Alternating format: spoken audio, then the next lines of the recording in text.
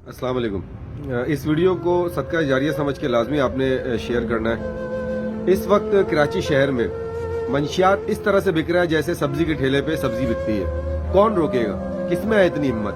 किसमें है ये जुर्रत कि वो कराची के नौजवान को बर्बाद होने से रोक सकता है? हजारों नौजवान इस नशे की लत में आइस, क्रिस्टल, हेरोइन, चरस इतने आसानी से मिल रहा है कि आप अंदाजा नहीं कर सकते। नौजवान लड़कियां, पढ़ी लिखी कॉलेजेस की, यूनिवर्सिटी की लड़कियां जो है वो इस नशे में मुब्तला हो गई हैं। है किसी में हिम्मत? कोई है जिम्मेदार? इस शहर का कोई वली वारिस है? ये मंशियात कराची में तो नहीं पैदा होता। मेरा पहला सवाल है, यहाँ तो नहीं पैदा होता, ये तो कहीं और से आता है ना। जहाँ से आता है वहां पर जो हाकिम बैठे हुए, जो जिम्मेदार लोग बैठे हुए, उनकी जिम्मेदारी नहीं है इस चीजों को रोकना। कौन रोकेगा? इस नशे की आदत में मुब्तला हो चुके हैं और हजारों घर बर्बाद हो चुके हैं। ये दहशतगर्दी से बड़ा मसला है। दहशतगर्दी में तो एक बंदा मर जाता है ना, इसमें आप यकीन करें इस मंशियात की वजह से एक बंदा नहीं, पूरा खानदान मर रहा है उनका। वो चोरी कर रहे हैं, वो लोग जब उनको पैसा नहीं मिल रहा वो कत्ल कर रहे हैं, वो 10 तरह की वारदात और कर रहे हैं इस एक नशे को पूरा करने के लिए।